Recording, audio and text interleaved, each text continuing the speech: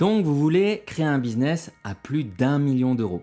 Vous avez regardé tous les reels possibles sur TikTok et vous êtes motivé à bloc. Dans cette vidéo, je vais vous donner les clés, les véritables clés pour monter un business à plus d'1 million d'euros, voire même 10 millions d'euros. Je vais vous montrer des choses que vous n'apprendrez probablement jamais ailleurs. Et si vous vous demandez si j'ai fait plus de 10 millions d'euros de chiffre d'affaires, il y a les preuves dans la description. Ce sera l'un des seuls et uniques cours de marketing que vous aurez besoin tout le long de votre vie de businessman ou de businesswoman.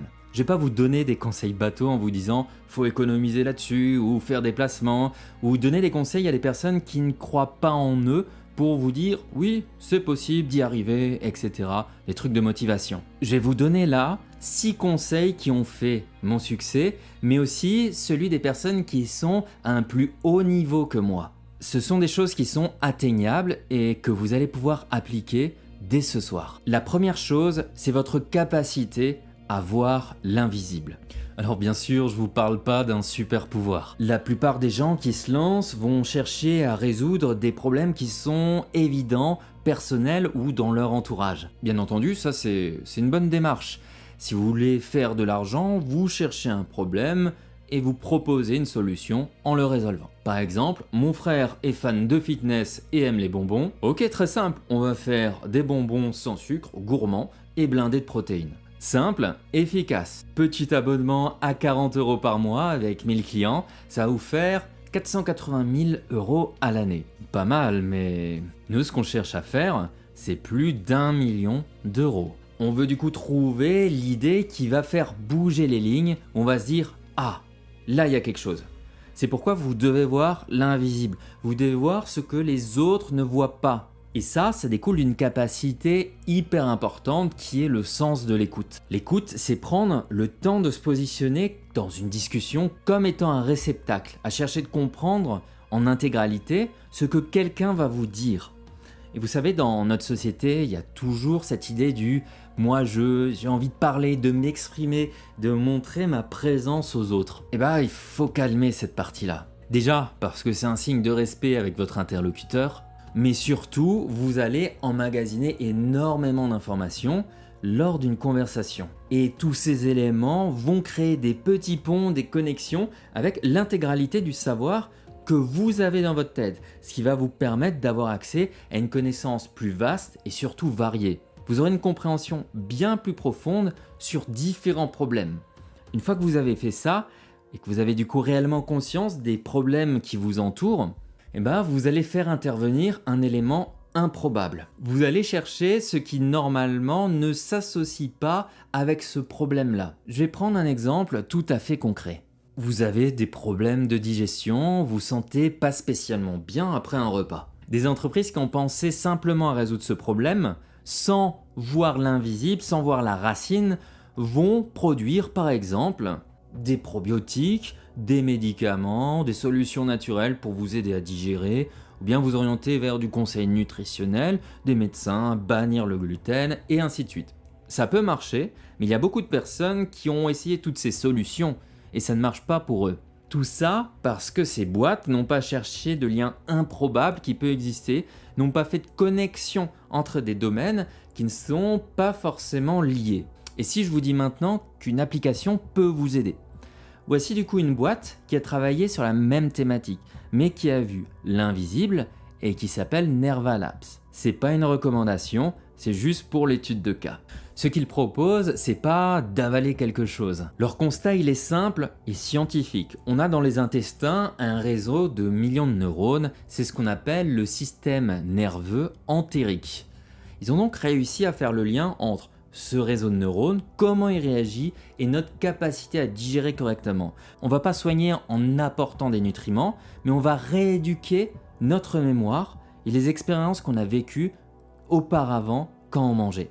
Il propose une application du coup pour rééduquer le lien entre votre cerveau qui interprète ce qu'il voit et votre système digestif, ce qu'il ressent grâce à l'hypnothérapie. Et après 6 semaines de thérapie, qui est uniquement une app avec de l'audio et du texte, ils disent que 9 personnes sur 10 ont une amélioration significative. Vous croyez qu'il va se passer quoi? Cette société qui est la seule à proposer ça sur le marché va voir débarquer d'un coup plein de personnes qui sont prêtes à dépenser de l'argent pour enfin avoir une autre et une bonne solution. Ça veut dire qu'elle est sur un marché où il n'y a pas de concurrent direct, parce que sa solution est unique et il y a un marché prêt à acheter.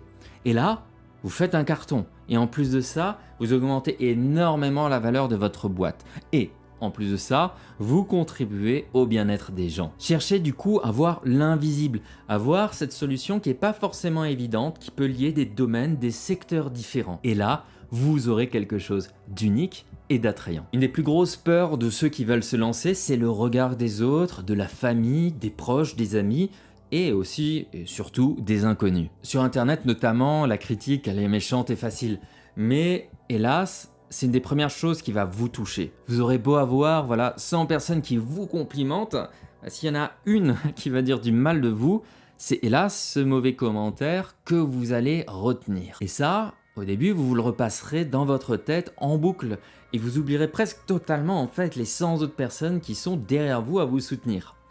Et c'est normal parce que votre projet, c'est votre bébé. Ce qui touche votre projet vous impactera. Mais désolé, ce qui est important dans l'histoire, c'est pas vous. C'est votre projet qui est important, c'est votre entreprise, c'est toutes les personnes qui bossent pour vous. Votre ego, il se fera attaquer non-stop. Il aura envie de refaire surface, de s'exprimer, c'est certain, et c'est normal. Mais vous devez le combattre ou le dompter parce qu'il est votre pire ennemi. La manière dont vous encaisserez les choses et prenez les choses à cœur, ce qui est dit sur votre projet ne concerne en réalité que votre projet dans sa globalité et pas vous personnellement. Si vous mettez votre ego de côté et vous dites « je fais ce que je suis destiné à faire », peu importe la quantité de mauvais messages que vous recevrez, vous aurez toujours la masse dominante et positive qui est là pour vous soutenir et qui aime réellement ce que vous faites. Si vous ne mettez pas votre ego de côté, et on en a tous un, vous vous focaliserez uniquement sur le négatif et vous aurez peur d'avancer, d'oser, peur de voir la réaction des autres et ce même si vous êtes en train de réussir. Alors, mettez votre ego de côté, dégagez ceux qui ont la critique facile et infondée et vous avancez avec les personnes qui vous apportent des critiques constructives. Et là, vous verrez, vous oserez plein de choses. Cette partie-là, elle est un peu en lien avec la partie précédente. Il y a un proverbe qui dit « un arbre qui tombe fait plus de bruit qu'une forêt qui pousse ». Je vous assure, il est hyper vrai. Vous avez beau faire du bon travail à 99%, on vous tirera dessus au moment où vous planterez sur le petit 1% restant. Mais c'est comme ça, tous les entrepreneurs ont été confrontés. Le problème, c'est que les gens insatisfaits, eux, font beaucoup plus de bruit que les personnes satisfaites. Là encore, si vous avez calmé votre ego, ça ira. Mais aux yeux des personnes qui travaillent pour vous, de votre équipe, ce sera totalement différent. Ils verront des personnes qui vous cracheront à la figure dans les mails, qui insulteront votre marque, vos produits. Et ils verront aussi les personnes qui vous soutiennent, qui généralement n'aiment pas trop se frotter trop longtemps à ceux qui hurlent et qui ne cherchent pas à comprendre. Et là, votre équipe se dira « Waouh, il y a 50% des gens qui détestent nos produits, même beaucoup plus de personnes. » Pourtant, vous avez toujours une excellente réputation sur Internet par exemple. C'est parce que peu de gens comprennent qu'il y a ce qu'on appelle la masse dormante. Ce sont les utilisateurs, les clients, visiteurs qui n'interagissent pas activement avec vous, votre équipe, vos produits ou sur les réseaux sociaux. Cette masse dormante qui est du coup satisfaite de ce que vous faites, vous enverra tout au plus un mail pour avoir un numéro de suivi ou vous ferez un like sur un post Instagram.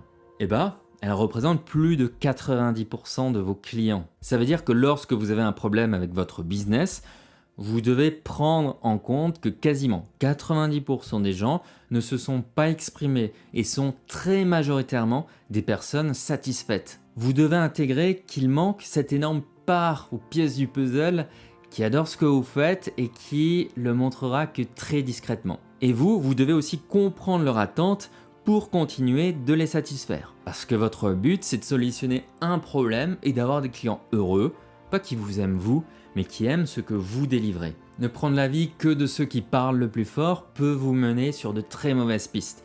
Cherchez par tous les moyens comment la masse, elle peut vous donner des indices. Au travers de sondages discrets, au travers de Google Analytics pour voir des données, des recherches, etc. Que ce soit dans n'importe quel pays, il faudra créer une entreprise et c'est en réalité très simple. Pourtant, ceux qui se lancent ont souvent peur de ne pas savoir comment faire et de risquer des amendes, des prisons ou d'être enfouis sous une tonne de papiers à remplir. Sachez que c'est très simple de créer une entreprise en ligne et que vous pouvez trouver les bonnes réponses ou bien du conseil en quelques clics. Vous avez un doute sur un document à remplir, vous pouvez même demander à ChatGPT de le faire pour vous. C'est hyper simple et rapide. Pour ce qui est de la gestion de la comptabilité, je connais aucun entrepreneur qui le fait soi-même. N'importe quel comptable ou expert comptable saura parfaitement le faire. Vous devez déléguer, vous devez vous focaliser sur le business tout en respectant l'intégralité des règles du pays ou des pays. Tout ce qui est placement foireux, cacher ses comptes, etc. C'est dans les films, dans les séries ou pour ceux qui jouent à l'entrepreneur et qui ne sont pas de véritables entrepreneurs. Créez votre boîte, tout ira bien niveau papier. Respectez les règles du jeu, déclarez tout, cachez rien parce que tout se saura un jour ou l'autre. J'ai eu un contrôle fiscal dernièrement de 2,5 millions d'euros et j'ai oublié un prélèvement et 3 dépenses qui n'étaient pas bien déclarées. Le tout pour un total manquant de 50 000 euros. C'est un taux d'erreur de ma part de 0,02%. Et le contrôleur était extrêmement bienveillant, poli, carré. Il comprend que ça arrivera d'oublier des trucs. Vous avez le droit à faire des erreurs. Et ils sont pas là pour taper sur les doigts des personnes qui ont oublié une facture à un endroit ou qui n'ont pas vu un prélèvement URSSAF qui a été rejeté par exemple. Ils sont là pour sanctionner ceux qui contournent le système, qui cachent de l'argent, qui blanchissent de l'argent. Bref, qui fraudent. Respectez le système et vous aurez aucun souci. Ne vous inquiétez pas pour ça. Et si vous ne savez pas faire une chose, déléguez-la. Toute la partie administrative se fait hyper facilement avec un comptable. Vous devez vous focus sur le business. Tout ce qui gravite autour, hors du business, mais qui permet de le faire fonctionner, comme la création d'entreprise, est parasite. Vous déléguez au maximum et vous vous concentrez sur apporter de la valeur et faire tourner votre business. Je vous souhaite d'échouer vite. C'est une des meilleures capacités pour un entrepreneur ou une entrepreneuse, de savoir échouer vite et donc de comprendre ce qui va fonctionner rapidement. Je m'explique. Je veux pas que vous perdiez 6 mois de votre vie à créer un produit ou une offre, à la peaufiner et ensuite de vous rendre compte que personne n'en veut. Et ça arrive énormément. Ce que vous devez faire, c'est créer une offre qui peut très bien ne pas exister encore, la challenger au marché et voir s'il y a des clients et donc de l'attraction. Vendez par exemple ces fameux bonbons protéinés dont j'ai parlé au début de la vidéo. Très bien, pas besoin de les produire. Vous faites une page de vente avec un pré-lancement à un tarif avantageux. Et s'il y a de l'intérêt et des pré-ventes qui sont effectuées, alors go, vous pouvez créer vos produits, vendre et scaler. Si vous faites l'inverse de créer un produit puis de se lancer, vous allez passer 6 mois à faire ça, perdre du temps, perdre de l'argent et vous retrouver avec des marchandises invendues. Alors qu'avec ma méthode, vous pouvez voir si votre projet fonctionne dans moins d'une semaine. Et s'il y a peu de ventes, vous remboursez tout le monde, c'est pas grave. Si vous réussissez, c'est bien, et sinon, vous aurez échoué vite. Échouer, c'est pas grave, vous aurez perdu qu'une semaine et un peu d'argent face à 6 mois et beaucoup d'argent. Et donc, vous passerez à l'idée suivante ensuite que vous avez, parce que je suis sûr que vous avez plein d'idées à vouloir lancer, et parmi ces idées-là, il y en a une qui va forcément fonctionner. Vous la testez, elle se plante, pas grave, on passe à la suivante et on va vite. Faites une page de pré-réservation de votre idée. Proposez votre solution, votre produit, regardez si ça fonctionne. Et ensuite, vous créez le produit, ce qu'on appelle le MVP, le fameux Minimal Viable Product, donc un produit qui est hyper simple, qui permet déjà de générer de l'argent. Et ensuite, vous prendrez le temps de l'améliorer s'il fonctionne. Construisez un vélo qui roule, plutôt qu'une belle fusée qui ne décolle pas. Lancer un business où vous avez peu de marge risque de vous détruire. Je vous explique pourquoi. Admettons que vous ayez un business avec un produit à 30% de marge. C'est bien, vous faites du bénéfice à chaque vente. Mais vous allez avoir une progression de trésorerie qui est plutôt lente, sauf si vous avez des centaines de milliers de ventes. Ce qui fait que vous allez vous développer beaucoup plus lentement que votre concurrence ou d'autres projets. Et la concurrence sur les produits à bas prix est hyper importante et très agressive. Vous ne pouvez pas concurrencer notamment au niveau des services des pays où le prix d'un service est 10 fois moins élevé car vous ne pouvez pas travailler à 10 € de l'heure ou moins. Si vous avez un problème avec vos produits, et ça arrivera, vous devez faire des remboursements, voire même par exemple réexpédier les produits à vos clients, à vos frais, afin de protéger votre réputation. Et en faisant ça, vous allez vous en mordre les doigts car vous allez voir votre marge partir en fumée. Et ça vous arrivera.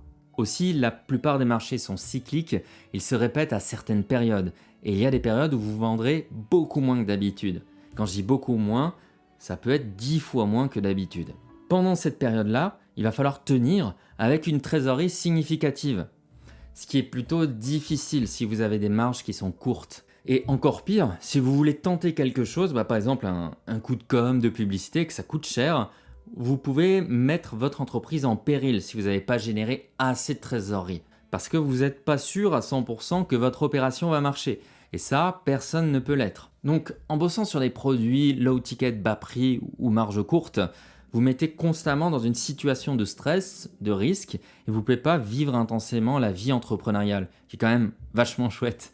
Et vous allez devoir vous battre avec une concurrence qui, honnêtement, n'est pas la plus agréable du monde. Alors cherchez des produits avec des grosses marges, même d'énormes marges, en rémunérant bien vos employés et toutes les personnes qui travaillent pour vous. Vous pourrez alors tenter beaucoup plus d'actions marketing sans stresser, vous aurez des clients et des concurrents beaucoup plus qualitatifs, et en plus vous créerez des produits de qualité sûrement qui ont un impact fort. Ce sera tellement moins de stress, je vous le garantis.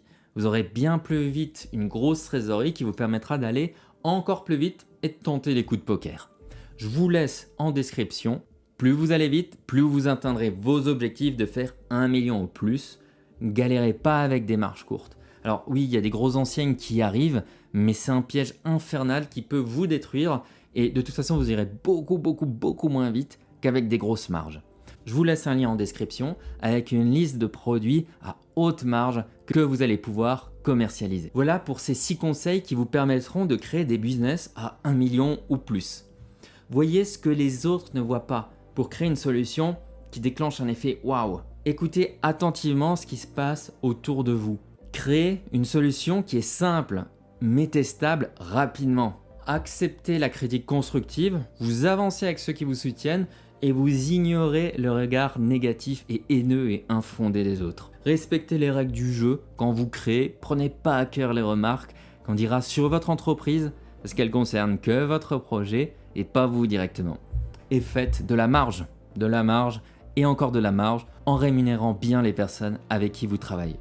Je vous remercie. Si une de ces règles vous a aidé, permettez-moi de vous demander de liker cette vidéo, de la partager pour me soutenir moi et mon équipe. Je vous souhaite bon succès et croyez en vous. Même quand tout va mal, même quand vous êtes à terre, ça vaut vraiment le coup de se lancer.